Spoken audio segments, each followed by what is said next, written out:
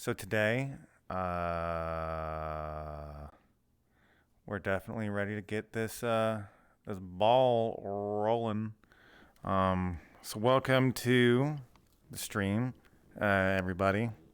Um, I'm here with my pal GS Genesis, a world creator for such worlds as Jeopardy and Gauntlet. And what are some of the other worlds you did? I can give I don't know, a few because I have so many. I have Wheel of Fortune, Match Game, Press Your Luck, just to name a few. Oh yeah, what's Basically, there's too many lists off the top of my head. yeah, Yeah, just whatever your favorites are. yeah. My favorites are definitely include Press Your Luck and Gauntlet and Jeopardy. Those are only a few though. I love a lot of them, especially ones I haven't made yet. But we have to see what happens first with Yeah, what I do. yeah. I haven't didn't play Jeopardy. I took a look at it. It looks pretty. I mean, it's pretty awesome. How many seasons or how many versions did you do? I think 7 or 8. I have one for the pilot from '84, the regular '84, '85, '86. What else? I made the 91 version briefly and then it kind of stopped. I have 93 or 92 actually, which is the grid set. I have the sushi bar set, both versions with the one with the double dog vows, and I have an NES version too, An based on NES the rare version. NES game. Yeah. Well, hey, wow. I guess I didn't see that one. What made you want to It's in do the an game show NES if you find the version? portal. Just because of the nostalgic factor of it, because it looked fun to do. Yeah. You like game shows a lot? Yes, I very much. Hence the GS my name stands for game show. Oh shit! Yeah, that. Yeah, I thought meant something like gold and silver or some other kind of thing. It's okay. It's okay. Well, now you know. But no, that's exciting. I mean, how long you been making worlds? So far, since Jeopardy kind of began around its peak around 3 years ago, the earliest recorded record of Jeopardy's publication was that around of 2018, May 5th, I think it's according to the Game Show Hub, Oh or not the shit! Game Show Hub, the Jeopardy World that lists the records of the original version.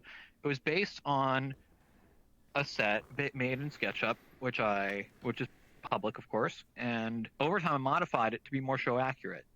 Oh And it's shit! taken 3 years and many shows since then, and that's how long I've been doing it for, since May of 2018, maybe even earlier. Damn, May of 2018. And that one was. Yeah, Would you say that one was again? Jeopardy. Jeopardy. Yeah, that's what I thought. Now, do you watch Jeopardy in real life? I do, yes, quite a bit. I watched it since I was young, and I'll tell you a little story if you want later on if No, you ask another question. But no I've one watched ever. the show quite a bit. I even watched the current version. I've watched it since like I think maybe 2002. It was pretty interesting, but I never got into it till recently, even before I started doing the VR chat stuff. Wow, 2002. That's a long time to be watching game shows. How many Yeah, hosts it did is, they have? Do especially you Price is remember? Right. Well, originally in 1964, when the first version of Jeopardy aired on NBC, it was Art Fleming who was the host. Art. Yeah. I know that And guy. then when it was revived in 19, and then when it was revived in '84 for syndication, they had Alex Trebek until he passed in 2020, which is very sad. Then they have a Yeah. bunch of guest hosts cycling through the show, which I'm not going to get into because there's a lot of stuff behind it. Yeah, a But lot of. Yeah, you you don't know, have to go that. I saw that. it's okay. It's okay. But which host do you like better, Art or Trebek? I think if I had to pick, I'd probably pick Alex because he's the one who really got the show on the roll Yeah. again. Art was great for his time, and he still was a great host. But I think, but as for the more contemporary look that once had, I think Art is with that version as Trebek is with the current electronic version. So what was the original version like? The original version was actually really simple. It used slide displays for scoreboards. It had a pull card game board, and text was often abbreviated. The dollar values were much lower. It was like $10 to $50 for the first round,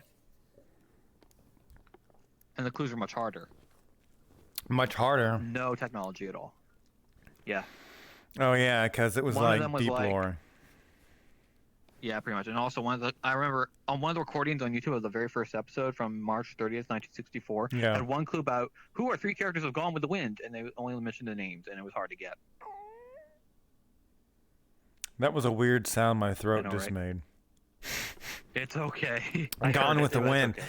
Gone with a lot of what was I think I saw the credits for that show. Have you seen the credits for it, like the end credits when the girls are running down the hill? You got like the older girl, she's I have running down not. the hill just fine.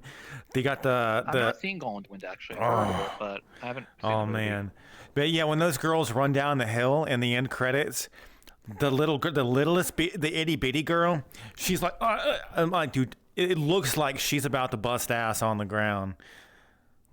Oh, Yeah, but no, it's adorable. It's adorable. It's hilarious. It's hilarious because yes. to see a little kid struggle to get down the hill to have as much fun as her co or fellow actors. But yeah. So when the whenever you made these, how fast? How long did it take before they gained popularity? Like these worlds you make. Jeopardy took a while. It was Yeah. I originally never intended on making it public for fear of losing control, but because but every time I get more comfortable with it, I allow people to play it more, and then it kind of took off when some streamers started taking notice of it. Like a few of them, I think like Radiant Soul and a Mm-hmm. couple others who I'm also friends with, and TFM Johnny as well also played it at one point. Oh shit! Yeah, the guy. He's actually in the he made this world. Yes. Yeah.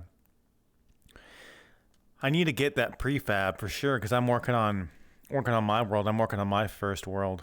It's funny because I don't talk about it too much except for just a few people. But it started as it was just going to be a bedroom, but or like a little chill world with a bed. But it turned out I made the world too big, so I'm like, and so I guess I'm just gonna work with it. It's okay. Did you have any experience with creating worlds before you started, or was it just a whole new thing for you? It was a whole new thing, but I have experience and had experience before, chat, in a modeling program called Trimble Sketchup. It's basically a 3D drawing pad where you get to draw the shapes you want on this little 3D plane. And you can extrude them any way you want. You can have it follow on a path. You can do anything you want with it. And I had experience in that, and over time my skills got better. And eventually I started using that to create my worlds. Especially SketchUp Pro, which allows FBX export, only in ASCII though. But you can easily translate to binary with the FBX converter for Blender. But I use that to make my worlds, and they're all made in SketchUp and exported to Unity. They are very highly detailed to the littlest thing. Oh Like for shit! example, in Jeopardy, there are screens on the board, as you know, 30 monitors Yeah. that encompass the game board, one for each clue. And a friend of a friend I know made a shader that allows you to recreate pixels on a screen, like red, green, blue, the little segments. Oh They give me that shit! shader, and I used it on the screens to make it extremely accurate to that. Even the patterns on the board, the way the dollar values insert themselves onto the board, and that little electronic beeping sound, Do do and the do way do. the squares, yes, that one, and the way the squares fly off to create the Jeopardy dissolve. I studied that to every frame from a couple sources. One was the actual episode, but another was a Cliff Clavin moment on Cheers where he went on Jeopardy. If you remember that episode, good for you. But he went on the show as part of the episode, played by John Ratzenberger, who is mainly known for Pixar. And I studied a close up of that monitor from that episode to get the squares to go where they wanted to go. I think it's 42 squares that make up that logo in the original bumper card on those screens. I studied them all, the direction of rotation, and I made it entirely that way, and the reverse for when they go back to blue. Wow. That's some attention to detail. Holy shit! I mean, Exactly, that's what it strives for. Jeez, man, it makes me wish I'd have spent more time in the Jeopardy world. I can't remember which one it was, but it makes me wish I would have spent more time in it. Now, is this just the first one? Is this when you initially made it, or is this something you did recently? It's evolved, to be fair. So it started off as a simple set from the base model. Then over time, I began modeling more and more stuff myself, like the scoreboards, new podiums, new letters, new light bands, the surrounding set. And over time with that, I added more features, like a camera system in the world. I added the shader I mentioned previously. I improved the animations. I improved the versatility of the scoreboards, and I improved the gameplay mechanics. So it's really evolved. Nice. So how did you originally get? Excuse me, went down the wrong pipe. When's the? How'd you even get into this stuff? You good? I can't hear you just yet. Hang on. Sorry, I had myself muted. I said, how'd you even get into this stuff? That's the story I'm going to tell now. So, back before I was born, my mother actually appeared on Jeopardy in October of 1998. Shit. It was on the sushi bar set before they doubled the dollar values. Alex still had his mustache, and I have a picture in my living room to prove it, but I'm not going to show it now, of course, for fear of privacy. But she went on the show in 98, October 28th, 1998 to be exact. I have the episode in my Game Show Hub, but she played the game, answered the questions well. She was interviewed by Alex partway through the show, and Alex mentioned that he's not good with computers, and my mom was trying to help him with computers by sending him magazines about computing, and hopefully it helped him in the long run. I don't know if it did, but I'll never know, but it's okay. But she played the game, and she was leading by $100 going to Final Jeopardy. Then the category was geographic wordplay. Oh, shit. The answer was, the name of this Southeast Asian country contains the name of a Mediterranean volcano. You don't need the music. But everyone thought long and hard. The two contestants, one of them being the returning champion, and they both got it right except for my mother. The answer was Etna. Or no, Vietnam as in Etna, because ETNA is in Vietnam. So that actually would have been that actually, you probably could have deduced that, to be honest. Damn. Well, my mother unfortunately did not. She didn't win the game. She lost, but she did say that if she had won, I probably wouldn't have been born, which is a good feeling to have. Yeah. So see, that's there's a silver lining to that. That's awesome. At least, yeah. But anyways, flash forward till after I was born in school. I began making Jeopardy games in PowerPoint with the studied accuracy of the show, because I like to do that. I managed to replicate the game board in PowerPoint, some slides with the accurate font, the music, everything, even daily doubles. But it never took off because, frankly, I was bullied a lot in school, going up in middle and high school, because I was always with the same amount of students, and he never really appreciated what I did, except for the teachers, thankfully. But when college came around as part of my last year in high school, that's when it really took off, and I showed it to my computer class, which with new freshman students, and they loved it. Oh, wow, good for you. Nice. You said this was in... This was at a college. Yeah. Near where I am. Not awesome. You don't have to tell me where exactly where. Or even close. You don't have to tell me even close. Give me a general idea. Nah, you're cool. Go ahead. It's okay. I'm just giving you a general idea. But yeah, so people love it. And I showed it off at a couple places as well for fun. Then when I heard about VR chat and what you can do in it, I was like, maybe I should recreate Jeopardy in that. And that's where we are now. Damn. Wow. So how long would it take you to make a new season of Jeopardy right now? I'm not too sure. If I'm trying to recreate season 20, or not season 20, the 2020 version, which is season 36, I guess, is what it is. Yeah. So is this season 37? I forget. Let me think. It's season 30 something. Season 37, I think, is what it's on right now. Because 36 was the 2019 edition. Yeah. My guess is, because season 1 was 84, then... So to create the current set with the distance poems, it would probably take me about maybe a couple months to really put my time into it. Because there's a lot of detail on the set that you don't normally see too much of, like the outside, what's behind you, and all the detail on the set itself, like those advanced little displays on the sides of the podiums, the dynamic lighting. Yeah, it's going to be tough, but it's possible. Anything's possible. So when you do seasons, like season 1, season 2, I think I saw season 8. Are those the questions that are in those particular seasons? Are they only the questions from that actual real life season? They are not. They are custom questions I made myself, courtesy of the J Archive, which is an actual site you can go on. It records all the questions and answers from actual episodes, and some I made up myself as well, for the GR Chat Jeopardy games. I sourced them on categories, and that's how I made my categories and answers and questions. And sometimes I even use my general knowledge from what I learned to make Final Jeopardy answers and questions. So season 2 has no questions from season 1, right? No. They're all different. All the questions and answers and the categories in each world is different. I thought about merging it at some point, but that would be a bad idea. But with each world, it all retains some modern culture and history. So the era does not correspond to the time of the questions or answers. They're all modern, and we play by the modern rules too. In each world, we have to wait till the clues done being read before you're ringing. Because in season 1 in the Art Fleming version, you can ring it at any time when an answer was exposed on the board, even while the host read it. But with season 2 onward of Trebek, you had to wait till Alex finished reading the clue before you could buzz in. And that's the rule we play by even in the pilot and the season 1 versions. So there's a pilot world? I guess I missed that one too.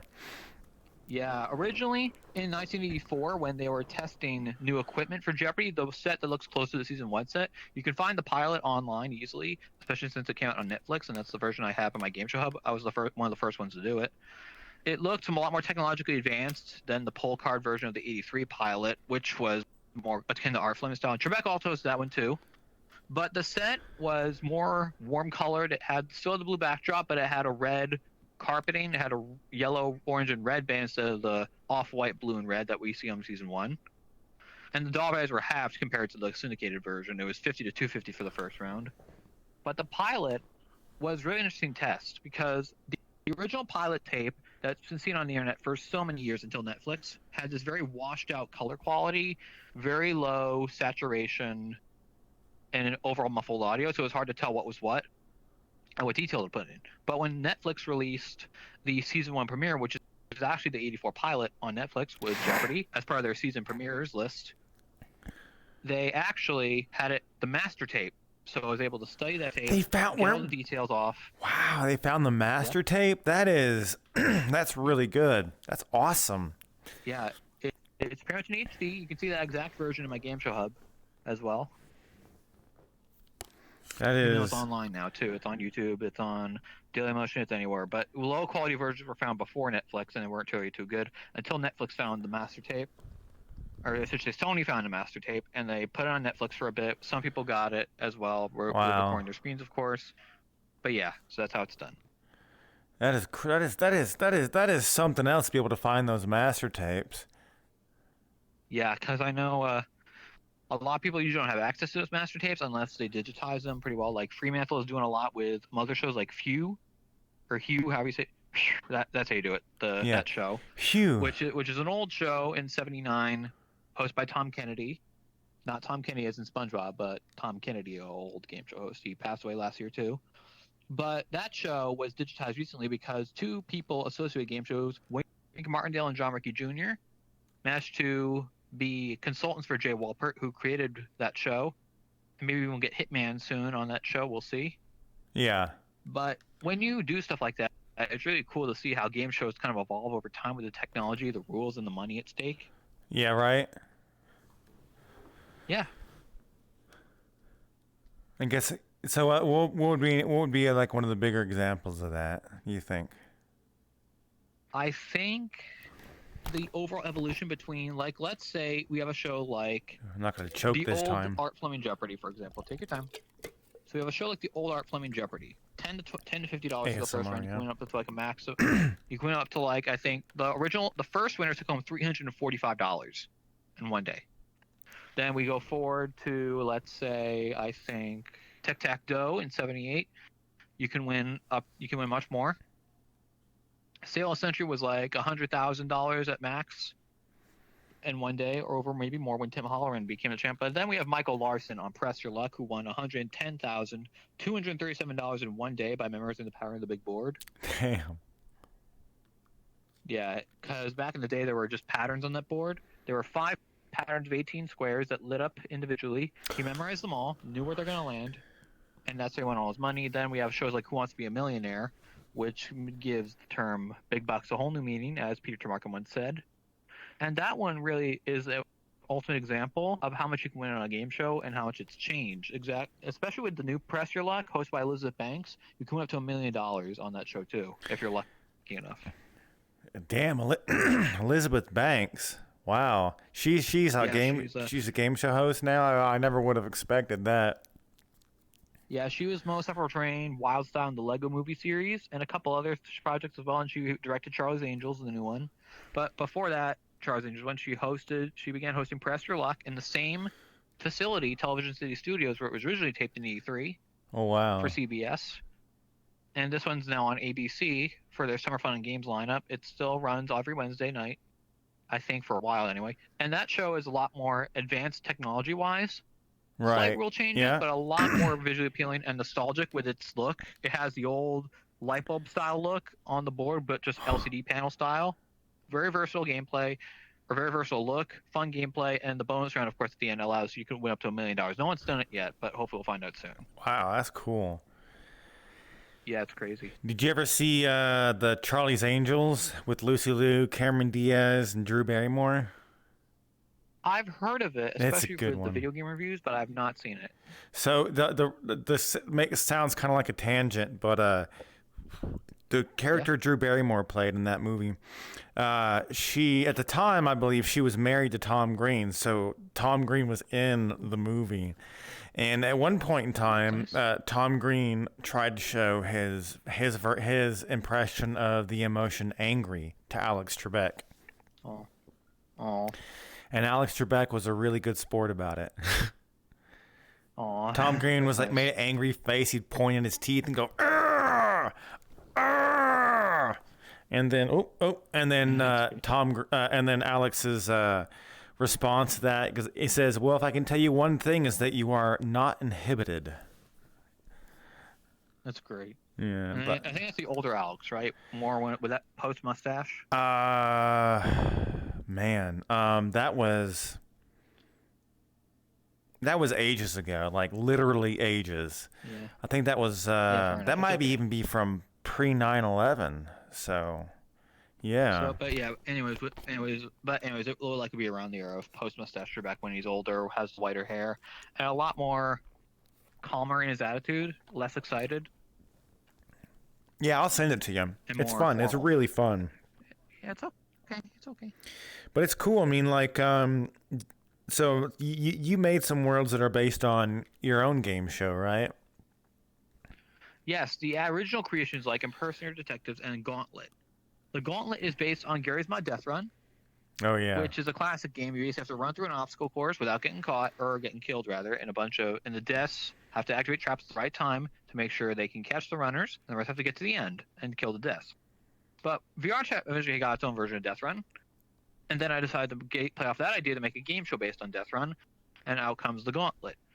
It's a quiz show, but it has a Death Run element at the end of the show where you have to run the obstacle course just like the VR Chat version with that U shape, like the upside down U, and all the traps are randomized.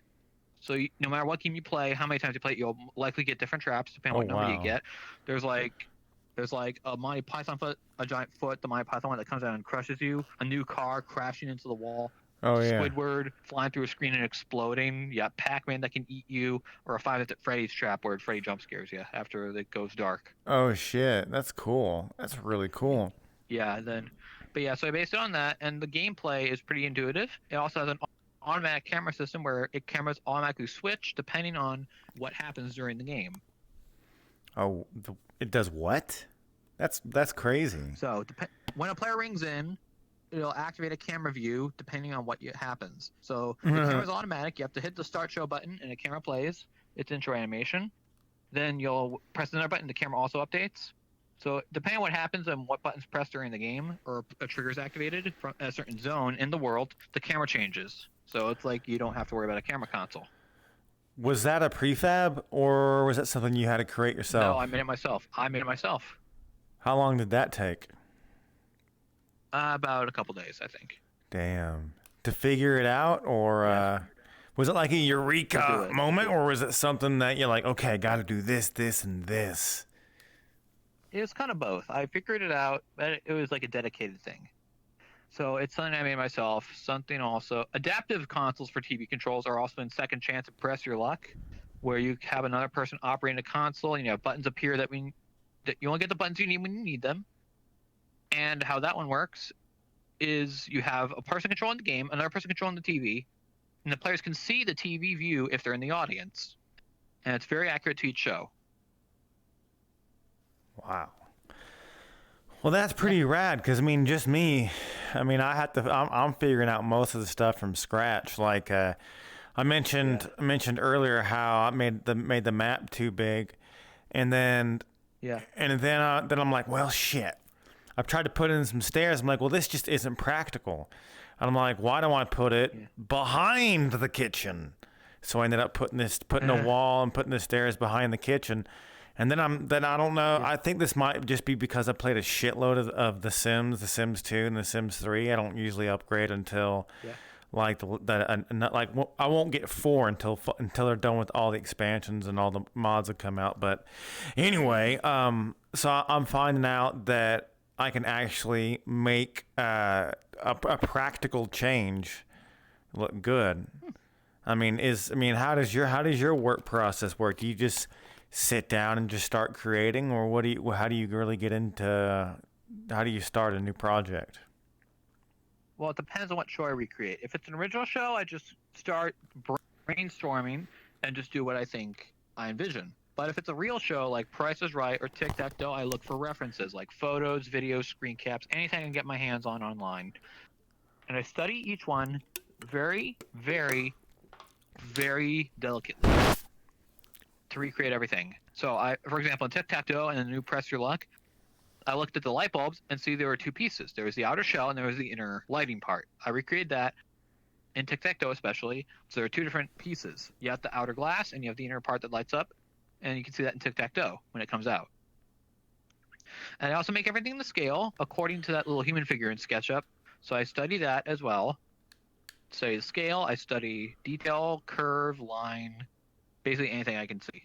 Lighting up top is also a thing. I usually use that same light rig mesh throughout all my maps, with the exception of the 84 Jeopardy and Gauntlet 2, which is coming out. Those are all gonna have new light meshes. Oh shit! And then there's what?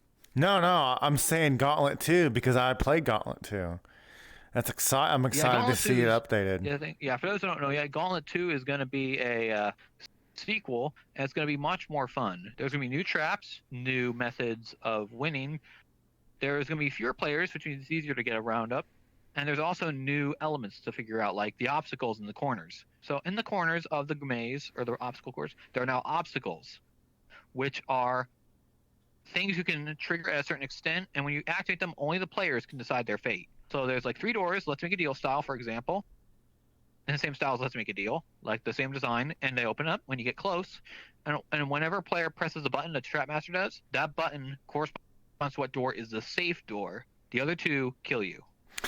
I didn't see that. I just saw the rotating door and the lily pads.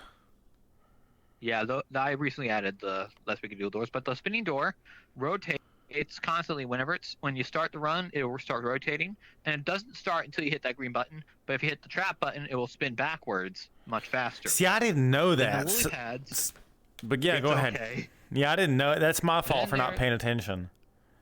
It's okay, you don't know. I mentioned that they can turn against you, but it's okay. But then the lily pads are the colored platforms, as I call them. Yeah. Whatever button you press is the one they'll break. Because if you step on it, it'll break away. You fall into the void, and that's that. You're done. So I didn't see how that works. So can they pick specific lily pad or platforms, or is it just pick one color or the other? Pick one color or the other. Oh, cool. All right, that makes sense. Getting to that last red one, you gotta go up. You gotta kind of go up. Yeah, it's okay. You gotta up. Reach that platform too. It's a little. No. It's cool. I mean, once I finally did it, I was like, oh wow, I didn't think I was gonna make that. Yeah, it's kind of nerve wracking. Like if you're in VR doing that, it would be crazy. We probably were. Yeah, I was. I'm always in VR. Unless I'm not in VR, and then that's when I am. Yeah. I'm mostly not in VR. I'm mainly on desktop so I can operate my shows easier. Because of that reticle, in desktop mode, it's easier to click the buttons. If you're in VR, you have access to your camera, which you can use for camera worlds, but it's hard to click the buttons. Oh, in the as the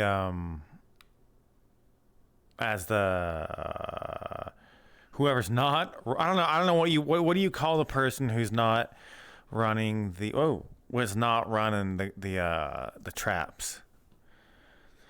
The runner. So the trapper and the runners, right? Or what do you call them? Trapmaster and Runner. Trapmaster. Simple as that. Boom! That's what I was talking about. Yeah. Oof. It's okay.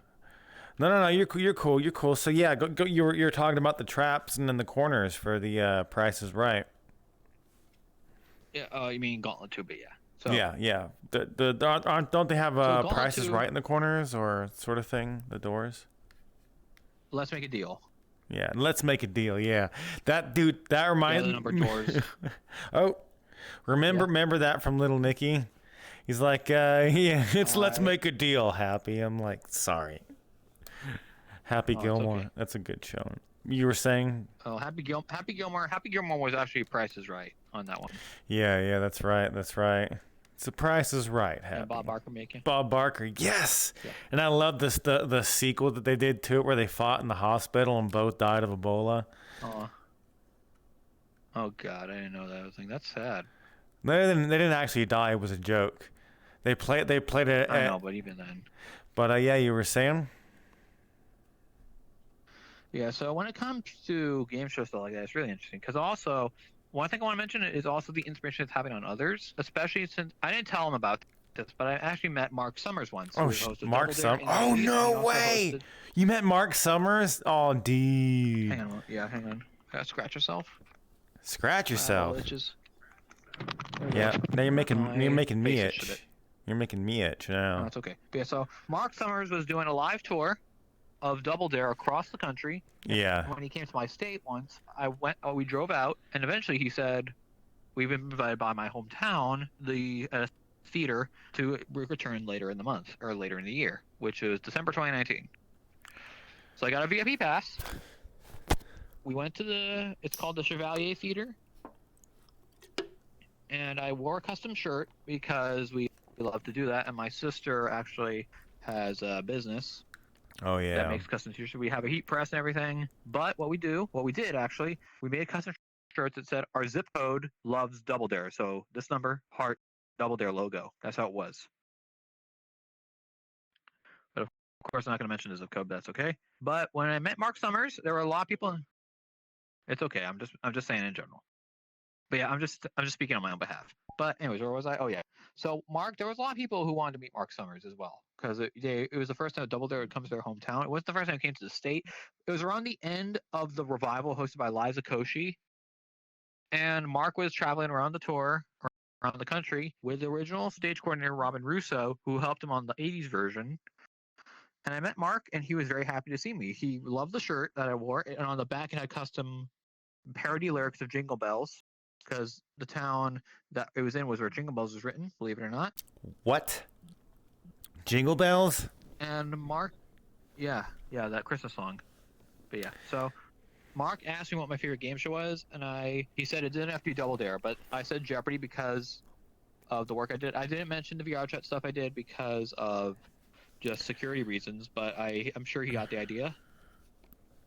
I didn't even mention the word VR chat because I wasn't sure if he knew about it or not, but I don't think he does, which is okay. But we got some pictures, and then I asked him who his favorite game show host was. He kind of got this thinking look on his face after that, and he said, "That's a tough one, I think it's Barker." And of course, he's mentioning Bob Barker. Yeah, I would have said myself if I were him. Yeah, it's okay, but yeah. But he said Bob Barker. He admitted he wasn't really a nice guy, especially because of what happened to him and Rod Roddy in the early 2000s. Whoops. But didn't want that camera angle. It's a thing that happened. It's okay, but it's a thing that happened. But I asked him that because I asked him if you remember Peter Tamarkin, the host of Press, because he was my favorite. And he said yes, he did remember Peter, and he was actually a very nice guy. Pretty funny. But yeah, because they were actually together on the Scrabble game show in the 80s, hosted by Chuck Woolery. And he was the host of Wheel of Fortune from the 70s till 81. Then he hosted Scrabble from 84 till it ended in 89 on NBC. And there was a Game Show Host Week special during 87, I think. And Mark Summers hosted the second half of the show. And the contestants included Jamie Farr from MASH, Peter Tamarkin, Tom Kennedy. Who else? John Davison from Hollywood Squares. And Chuck himself played at 1.2. Wow. Yeah, so that's how Mark knows Peter.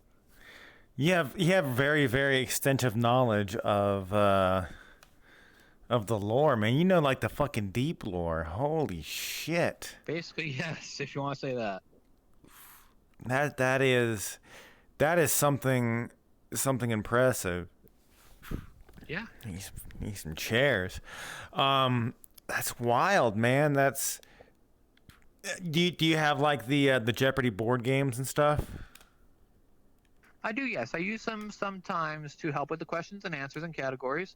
I have the 90s Tycho version. I have a modern version by Endless. I have the new Press Your Luck board game that's supported with the app, and it has a plush whammy with it. I have a Family Feud board game. I have a Tic-Tac-Toe board game, all to help me with the future content. But that's basically what it's for. Do you like go to game shows ever, like in the audience, or what? I wish I did, but because of where I live, it's hard to go to California. Oh shit, 'cause that's where most of them are, right? I'm on the opposite coast. Summerfield in New York, like Match Game and Pyramid, and Millionaire was taped there once at one point too. Yeah, that makes sense. In the old days, but a lot of shows are taped in California, like Sony Picture Studios, Television City, other locations, including the airport was used for the new supermarket sweep, or an airfield, or whatever it was. Wow. By Leslie Jones. But it's gonna be hard to go to California. I do want to go to California at some point to be on a game show, whether it be the new Press Your Luck or Wheel of Fortune. But it's gonna be really entertaining to go to. Even if I'm in the audience, it's gonna be fun to go to. Yeah, oh man, yeah, it But if I sounds go like to New something York, you I could just get wanna try into. It Match sounds like you could be a part of them. It sounds like you could be working in the cast and crew of these game shows. You probably know your way around the studio. I mean, it sounds stupid, but it's okay. I actually don't know my way around the studio. I know what they're like. I mean, there are styles of studios. I've been to a couple, or several, I should say. I mean, I guess if you count. Yeah. Anyway, the point is that they're all kind of the same, really. I mean, you've been on. It's like you've been on one ranch style house. You've been on most of them. Fair enough. But it just seems like something you can make money from doing, because you know so much about it. I mean, what are some jobs you think you could probably get that, like, realistically? I mean, what are some things what's some behind the scenes things that I would probably not know about? I guess one was, I don't know, it's hard to imagine, but it's hard. You have to, I know, or behind the scenes look at The Price is Right when Bob Barker taped his final episode. One thing you should do is take college courses on telecommunications. That's how you can get into the job easily. Do interviews, do podcasts, do anything you can to basically get started as a telecommunications professional. That was a behind the scenes thing after he did a show. He mentioned that. So it's one thing you have to do. But you also, actually, did you have to do anything else? I'm not too sure, but I don't know much about the field, so I have to take more classes on that, I guess, because I'm in college. But when it comes down to it, if you really know what you're doing and you're willing to put up with the money for it, especially if you pay a lot of the stuff yourself, which is probably what happens. I don't know if it's the network or the MC who pays. But when it comes down to it, the game shows really are quite an extraordinary thing to do if you're ever the host of one, because especially if you're already famous, you can already become a game show host very easily. Like, there was Richard Dawson, who's known for Match Game. He hosted Family Feud. Then Alex Trebek did a bunch of other shows like High Rollers before he did Jeopardy. Pat Sajak did Wheel of Fortune after doing his own, like, he was a weatherman. Forgot about Pat. How the fuck do I forget about Pat Sajak? But yeah, you're saying, go on about you learned this from Trebek, or at the end of his. Well, I learned from it was Bob Barker from Price is Right when he did his final Price is Right in June 2007. Yeah, what about him? No, I'm sorry. I didn't mean to interrupt. I didn't throw it off course. I was just. It's okay. No, it's okay. I didn't say anything, but yeah. So when he did his final show, and when they taped it, a video on YouTube from a long time ago, at the end of the show, after the showcases, he was talking to the audience, especially about what his experience was and what you have to do if you want to become a game show host. And that's how I saw that very recently, actually. But yeah, that's what happens. That's what you do. So yeah, imagine you would be in something like telecommunications, or going to school for it. At least. Yeah, I dabbled in that a little bit. Like I guess technically this is a podcast. definitely has a learning curve, and sometimes yeah, I think definitely everyone should at least try to have a podcast. At least go for 17 episodes. At least. And try to plan ahead. I know if you don't plan ahead, it's like some people say, "Oh, we're gonna go on and just talk," and I'm like, "Well, shit, unless you set something up, like, oh, we're gonna talk about this," and then you give up. I mean, it takes a lot of work. It takes a lot of dedication. It takes setting up and timing and exactly and schedules and stuff. It definitely takes some work. Yeah, it does. I know. I mean, I know a game show host. You know who I wish could have had a game show. I would like to see at least host an episode. Would be Tom Green. Tom Green would be good for Family Feud because he's really good at acting really weird when someone says something silly. Not to say Steve Harvey. I don't know if you watch Family Feud much. I do a little bit, mainly to get inspiration for stuff, but Family Feud is kind of an interesting thing. It's got a lot more mature nowadays, especially with Steve Harvey. Especially before Steve Harvey was like John O'Hurley, and I forget the other guy, but Richard Karn, yeah. Oh, as it progressed, it became more raunchy, I guess, which allowed it to be more, I guess, like a little more mature, I guess. Mature is the word. Oh, because the actual answers were raunchy, right? And then now... Yeah, exactly. And then that makes sense because a lot of times someone will say, things you keep in your suitcase. And someone says, dildo. And then and then Steve Harvey will look at the camera. He'll be like, well, I can't do that, but now I ruined it. One time he said nani on the show, I think, which is Japanese for what? He does that thing. Right? Nani, yeah. It's pretty funny. But yeah, now with the people are giving lewd answers thinking it's what they're supposed to say.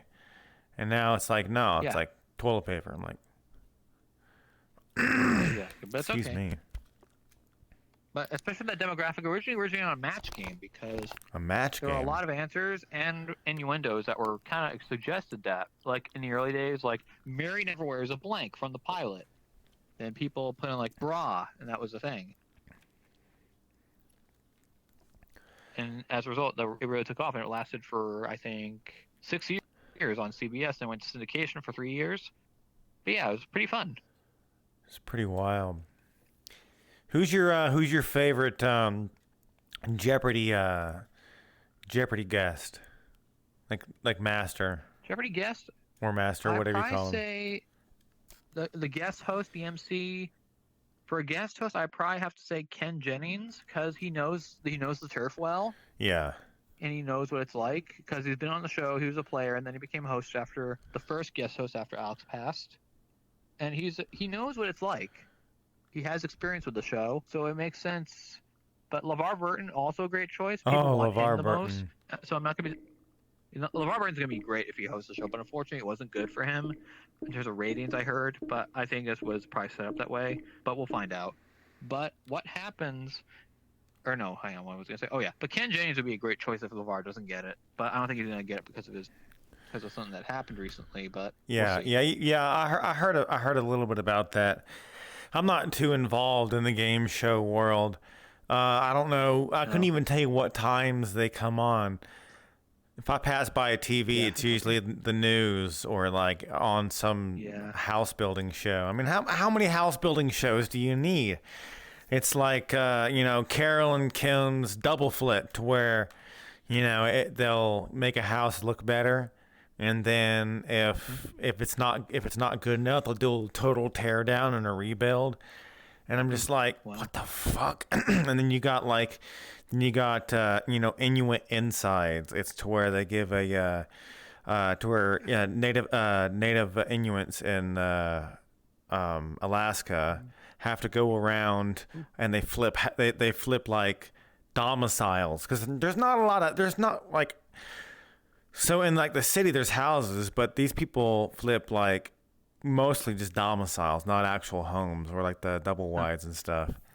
And it's like they keep coming up with brand new shows. I mean, those weren't actual shows. I'm just making shit up. But Okay. It's like people renovating houses and all that shit. And I mean, Game Show would actually be a welcome change to that. So if I can just, Exactly. Yeah. yeah. But I mean, what game show are you getting sucked into right now lately? That's a hard one. I'm trying to. It mainly depends on what my current interest is with recreating it. Price is Right is definitely one of them because I'm Right. trying to recreate that as we speak. It was originally my 10th show. That eventually other stuff got in the way, like Gauntlet and Personal Detectives, and of course Tic Tac Toe, which is almost done. But when it comes to what I currently am interested in, Millionaire is also potentially on the list because I'm getting into that a little bit. But when it comes, it really depends on what my mood is. But I like a bunch of them, especially the ones I recreate. Whether it be the old one or the new one, I'm basically open to a lot of stuff. You plan on doing a bunch more Jeopardies?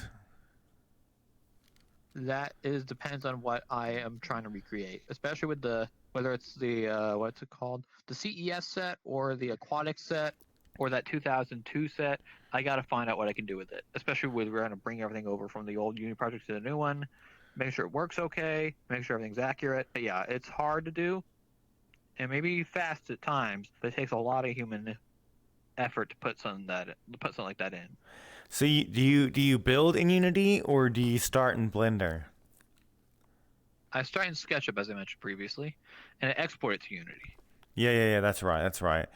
I was like, It's okay. I guess I spaced on that. So what exactly is that at? So you actually draw that out or what? Yeah, you can draw 2D shapes or go along the three axes with lines, scribbles, or shapes. You can extrude them out any way you want along a path. You can offset parts, and that's how I make my sets. You can import images to use as templates. You can use patterns. Wow. Basically, it's like a 3D drawing pad. 3D And that's how I drawing used to pad. recreate my That's maps. man, I might have to get. Yeah. I might definitely might have to get that because I'm wanting to update this avatar. There is another version of this avatar coming out, but I'm wanting to like reboot. Do you have? But here's the thing: it's not good. It's mainly good for architectural work with Oh, that like makes housing sense. or certain models, but Blender Yeah. will probably be your best bet for making avatars. But if you're making worlds and you want to go a simple route, SketchUp is probably a best choice. Especially since SketchUp Pro, as I said, can export to FBX, but you gotta pay money for that. Yeah. Right now, I'm just doing Unity. Um, this is not like the best It's okay. method to do, but what I'm doing now is I'm just I watched just a few minutes of a tutorial and then okay, all right, I see the like the bare bones just how to turn the knob, right? So I just started Yeah. turning the knob and I just start doing stuff, I start doing shit, and if I need to know something, I'm like, how do I do this in fucking Udon or not Udon, Unity? How do I do this in Yeah, Unity? And Unity. then I'm like, oh, okay. Then I do that. Okay. How do I do this? I'm like, oh, okay. And I think that's how a lot of people do it, and it's not a way I recommend, but it's definitely.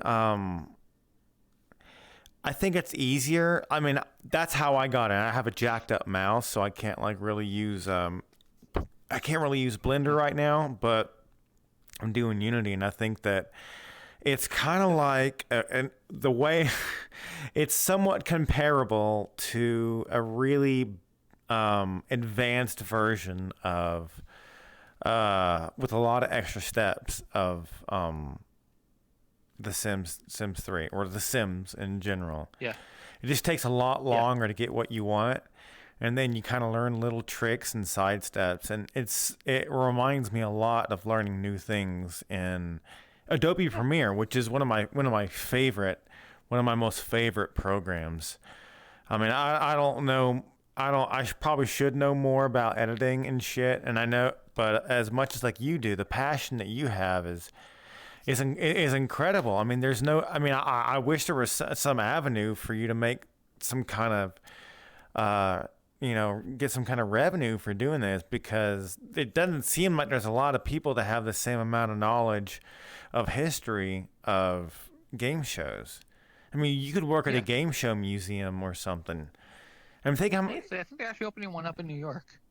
maybe you should look into that. You Maybe. definitely should look into that. And I would. I know Yeah. moving away would be like freaky and scary, but I mean, and this is like, and there's going to be a lot of people that go for it, but if you walk in there with that kind of, I know you don't live, I don't know how close you live there, but and you don't have to say it, but you, I mean, I think I think that would be a good fit for you. You should definitely go Yeah. and try to pursue that. I have a friend who was a big, huge fan of NASCAR. He was almost as big of a fan of NASCAR as you are of game shows, and he was crazy about it.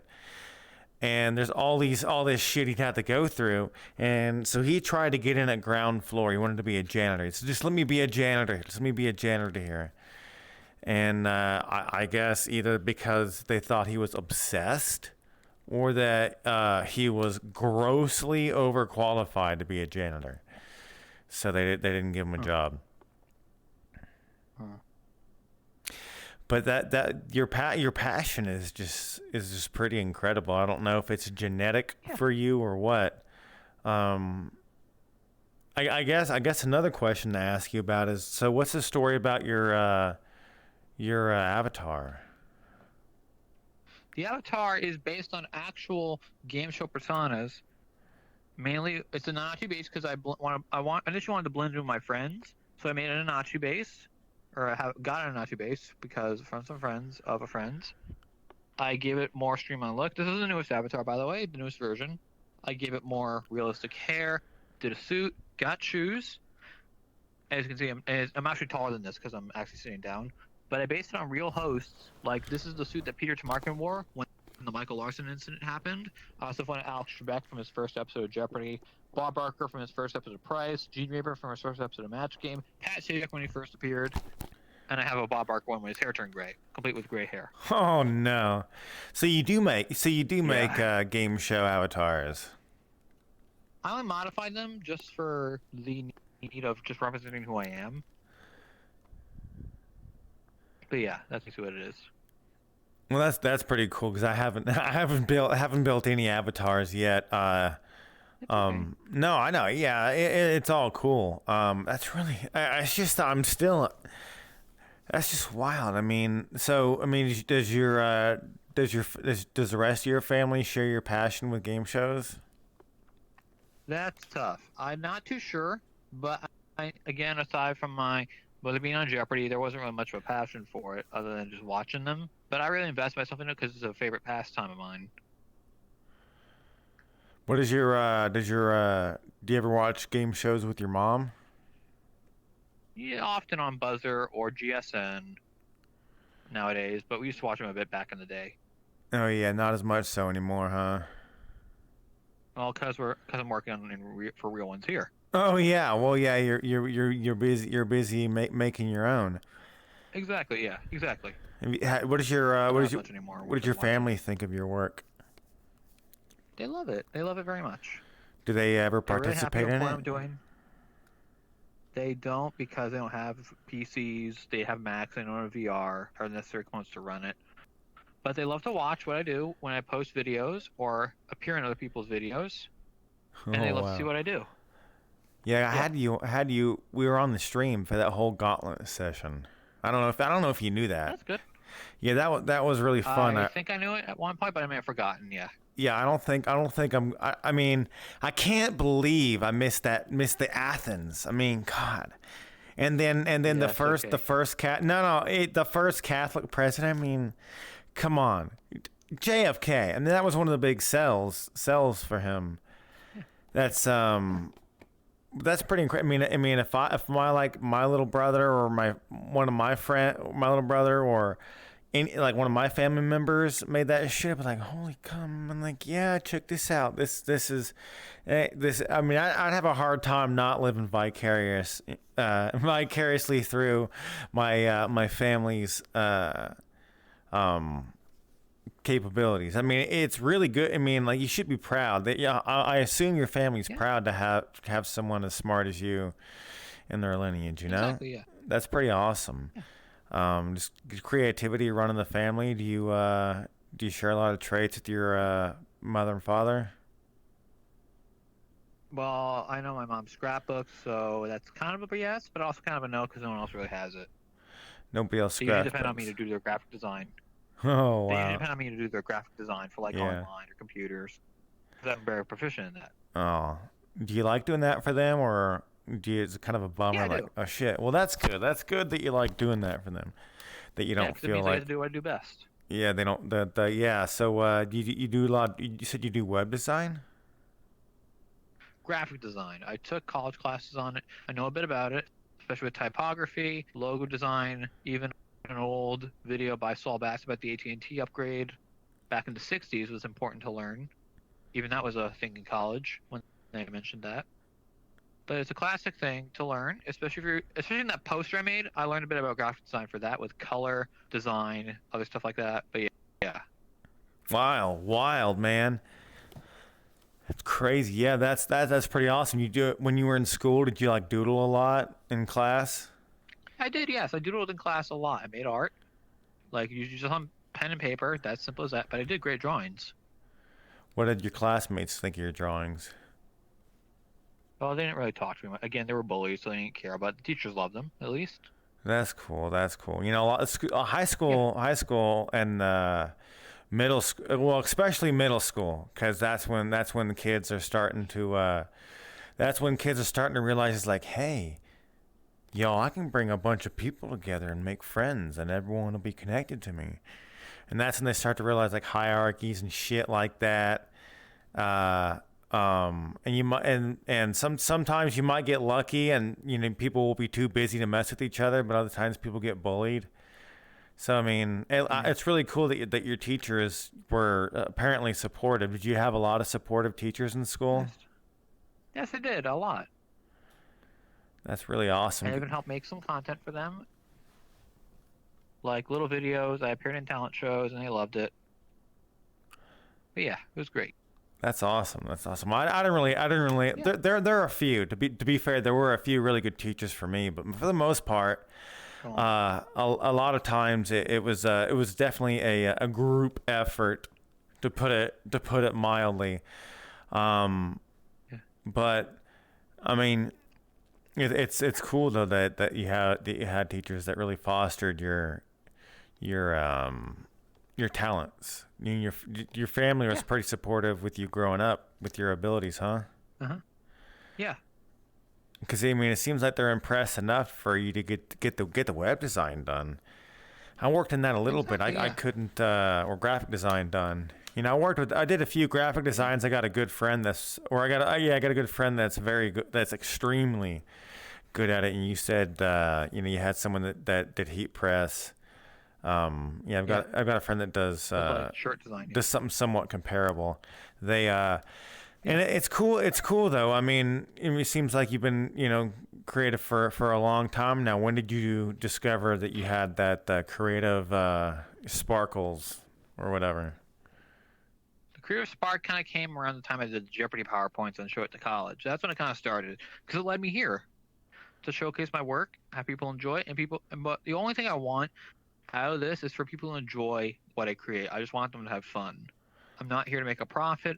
I'm not here to become famous. All I want is people to enjoy my work and appreciate it. Yeah, I mean, because you just want to be able to share it, right?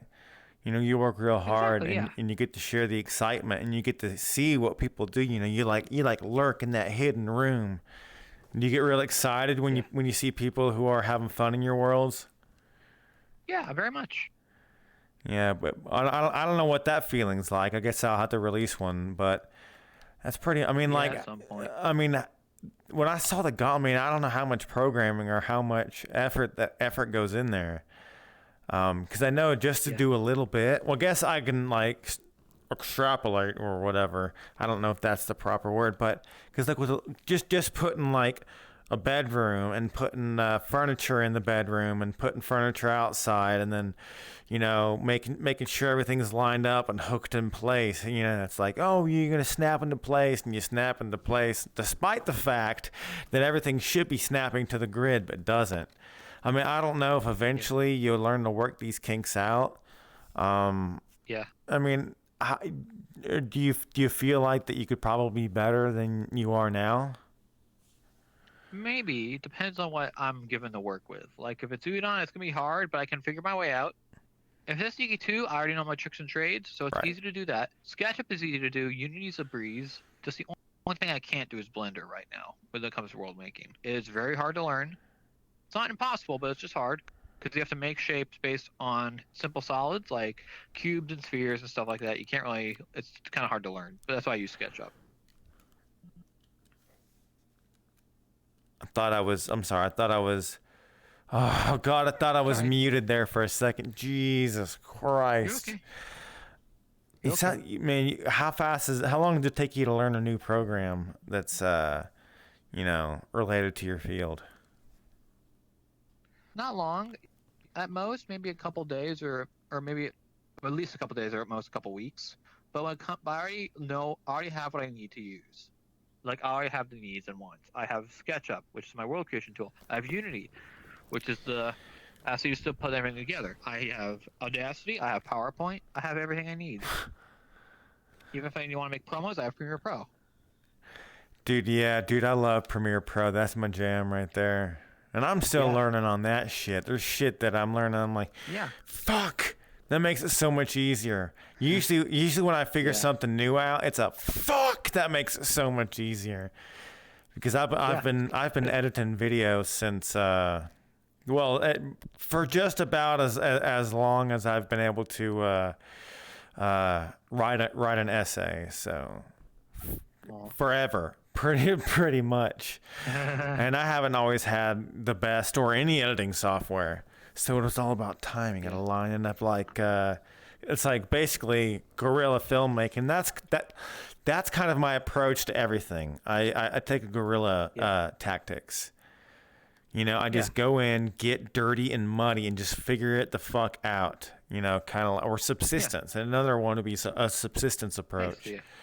Which by the way, the Metal Gear Solid Subsistence is the well, maybe I haven't played. Well, no, I'm going to go ahead and say it's definitive because I don't think that because if you learn, like you take your time and learn how to play Metal Gear Solid 3, especially the Subsistence version, which is the special edition of it that came out later, you can man, you're like my fucking Michael Jackson out there. You're tearing up. And it's just really incredible what you can do once you figure out a program, and it's really glorious. It's like the perfect speed run. You're doing a perfect speed run every time. It's pretty great. Yeah. It's really, really exciting. Or another way to put it is like Dragon's Lair, the original arcade game. You don't know what you're getting into. You have to learn. And over time, you get better at it because you master. It's basically rinse and repeat. Because, like, imagine that first scene at the bridge. You don't know what to do. You get swallowed by the sea creatures. Then you learn that you can press buttons at the right time, and you learn and get through another obstacle. Then over time, something new comes up, and something new, and you keep learning. It's rinse and repeat, and that's basically what you have to do when it comes to learning stuff like this. Sorry if I'm talking too fast. No. Talk all you want. Talk as much as you need to. That's what this is for. I just don't want to talk too fast, so you don't understand me. No, I understand. I understand you. I mean, we can always. Good. No, I'm not gonna do the slow talking impression. It's okay. It's all right. That is pretty wild. What are some other inspirations that you have, or some other things that inspire your work? I'm not too sure. It's mainly the game shows, but also a couple original ideas I've had in my mind since the longest time, even before VR Chat, but those are mainly just personal. But when it comes to the game shows, it's all about the experiences I've had, what I've been through in real life, and also the desire to create. Well, I just noticed something. I noticed something else about your avatar is that you have a scar over your right eye. Is there any significance to that? Yeah. That is a personal story that I cannot disclose for fears of personal safety. It just represents what I've been through, is all I can say, to an extent from some people. And even in the past, this just represents what basically the bullying. This basically represents bullying, but it shows that I'm living with it. I'm getting through, and it just basically defines who I am. Just personally, though. Oh, so when you say defines, without getting too deep into it, is by defines who I am is the definition of that.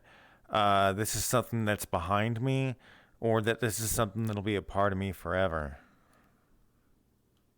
That's hard to say, but basically it's a more one than the other. It's more just defining as it's like it's behind me, but it's there. But because it means something, it means that I'm unique to an extent. You know, yeah, I guess it can be kind of tough, you know, when you're in a field of when you're in a field of flowers. From the outside, everything all looks the same when you stand outside of the field. Yeah. And even when you're down in there, Exactly. it's just kind of like, oh, that's not a mirror. Oh shit. Oh, no, that's you. Oh shit. Oh, no, that's you. And to people like, you know, to like corporations and shit, we all do kind of look the same. We're all the exact same to them. Yeah, exactly. Exactly. Yeah. We learned that with you know, the tobacco companies, right? You know, Yeah, exactly. they always worked to try to get new customers. And I was talking to someone about this before, and this is kind of weird, but I kind of think that that I might have my own personality with that, because as a kid, we were always taught like smoking is one of the worst possible things that you could do, aside from from physically hurting somebody else, or like, you know, hurt like directly affecting somebody else. But then they came in with, oh yeah, you smoke, you are affecting somebody else. So it's just like they made it like smokers are like borderline bad people, and then you grow up, you know, learn that there are some good people that smoke, and then that, like, I saw not too long ago, I saw someone in the store, and he was just kind of standing there. I thought he was lurking. I'm like, who the fuck is that guy? Is he bothering you? Because he was just kind of standing there. He's like, oh no, that's the cigarette salesman. I'm like, what? And then I did like the fucking like the cat seeing, like, where the cat stands up and everybody just freezes because the cat is standing on its hind legs. That sort of thing. Oh. It's like the fight senses, because it's like someone who's trying to get people to smoke cigarettes. I wanted to fight, and I'm just like, well, wait a minute. What the fuck is happening? And it was shocking to me. It was shocking. Yeah. It's really bizarre. It really is. Yeah. But no, I mean, the creative bug. I mean, I kind of think I have the creative bug, and then whenever you got people bullying, I think that does affect your work. It really does. It does, yeah. It's kind of like, you have a sore on the bottom of your foot or at the back of your throat, and it makes doing just normal everyday things. You like, instead of thinking about like, let me get this shit washed, it's like, my mouth hurts, my foot hurts, or some shit. Yeah, basically like that. It's like a bad cold, a bad cold, really bad cold. Yeah. You just can't think about anything else. All you think about is that, because you want to get better. That's basically what it is.